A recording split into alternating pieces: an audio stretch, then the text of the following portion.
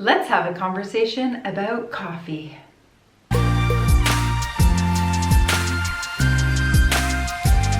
Technically, this is false advertising because this is a Starbucks mug and it says I'm in Colorado right now. I don't drink Starbucks, I'm not in Colorado, and it's actually tea. Nevertheless, let's have a conversation about coffee. Is it good for me? Is it bad for me? Should I drink it? Should I not? How much? From where? How? Why? What? When? All the questions around coffee, I get them all the time, being a holistic nutritionist and a bio-optimization specialist. Let's break it down.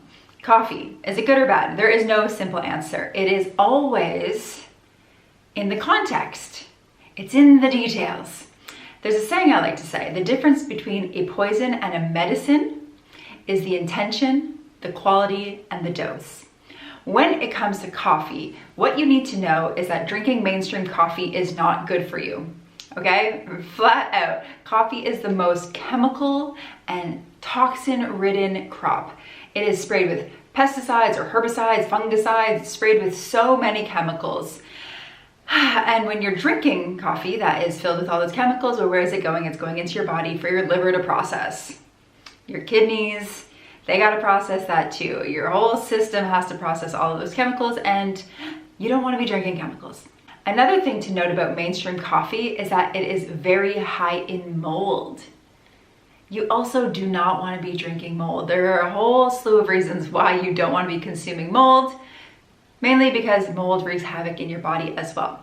So now that we have that foundation, that coffee is the most toxic, chemical sprayed crop with high mold content in the mainstream, it's really important that if you are drinking coffee, which I'm gonna get to if you should or shouldn't, that you're making sure that you go for an organic, pesticides-free or mold-free coffee, okay? So the quality matters. I'm gonna fast forward to the spoiler alert.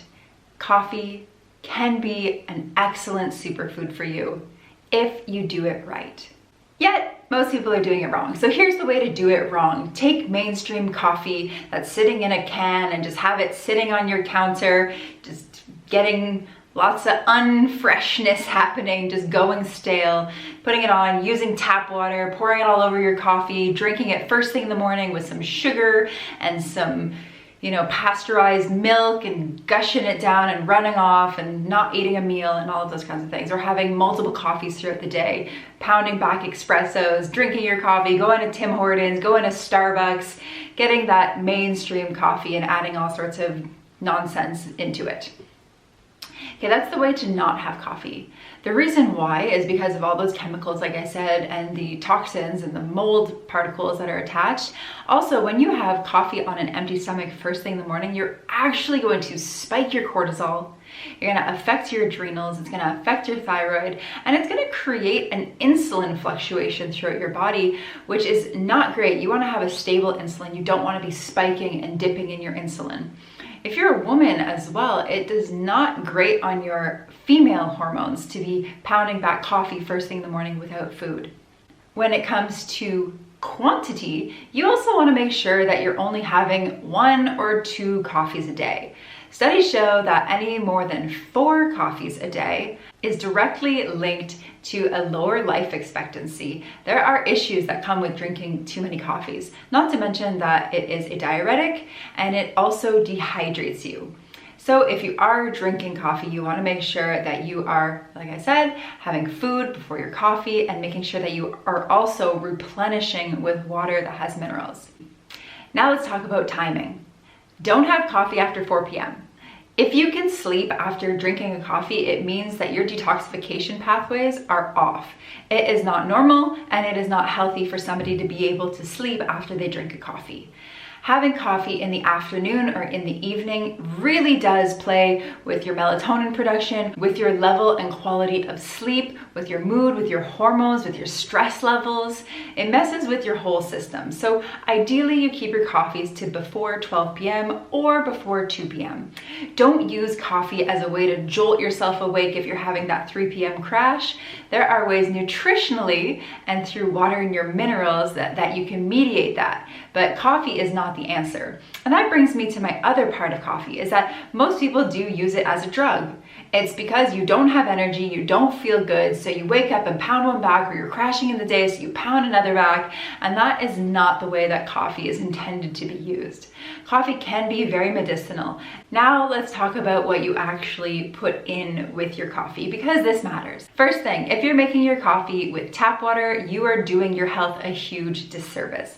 Tap water in most countries are filled with pesticides and chemicals and hormones and fluoride and chlorine, and news check, none of that is good for you, okay? You don't want to be putting that into your body. So even if you have a Brita filter, I'm sorry, but Brita filters do not filter out everything, and they don't even filter out fluoride. You want to make sure that you're using purified water.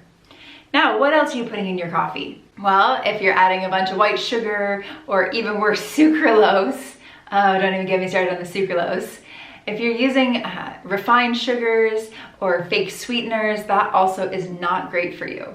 If you're using pasteurized, dead, stale cow milk, or even if you're using alternative milks like almond or oat, stale cow milk, not great for you. Almond and oat milk, oftentimes, most times, especially if you're not making it home from your own organic products, are filled with guar gum and carrageenan and fillers and additive and fake vitamins and seed oils. You do not want to be consuming seed oils, not rapeseed, not soybean, not sunflower, not canola. None of those seed oils do you want to be consuming. So make sure that when you look at your oat milk, you look at the ingredients to make sure that it doesn't have all of those gums and additives and chemicals in it. My recommendation, if you are going to drink a coffee, is to add in maple syrup.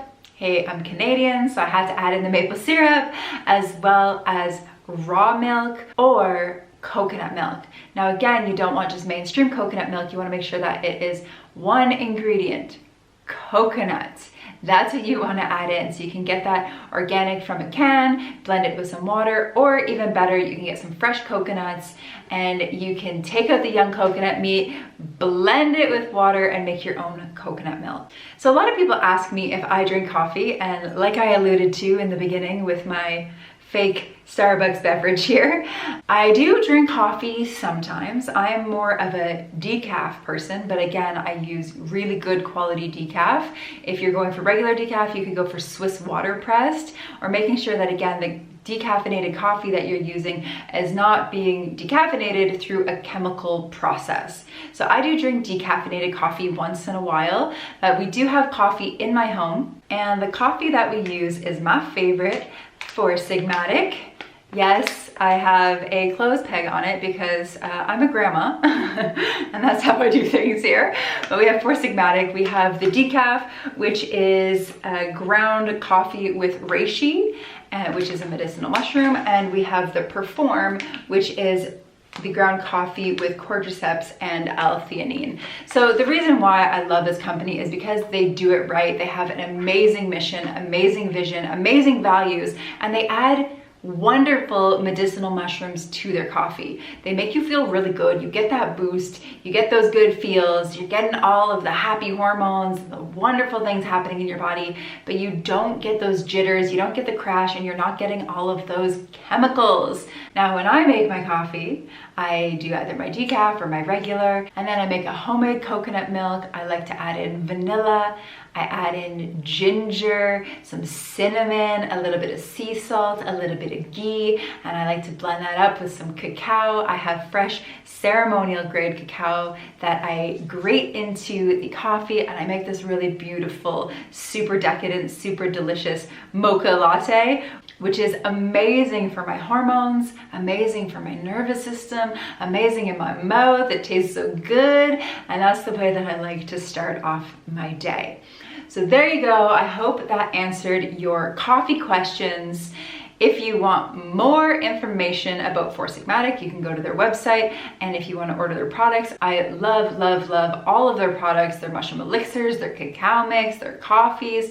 All of their products are awesome. And you can actually use my discount code Samantha Lotus to get 10% off your order. This video was not sponsored by Four Sigmatic. I just get a lot of questions about coffee and I really, really love it.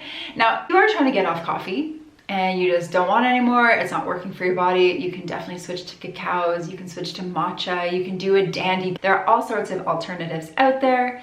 Yeah, I wouldn't throw out coffee because you heard that it was bad for you. You just want to make sure that you are doing the right things, making the right switches, making sure that the coffee you're drinking is done properly and it's drank with intention, with that right quality and the right dosage. If this was helpful, give it a like, share it with a coffee addict, and go and get yourself a nice, beautiful brew. And think of me the next time you fuel up on your caffeine. Mwah!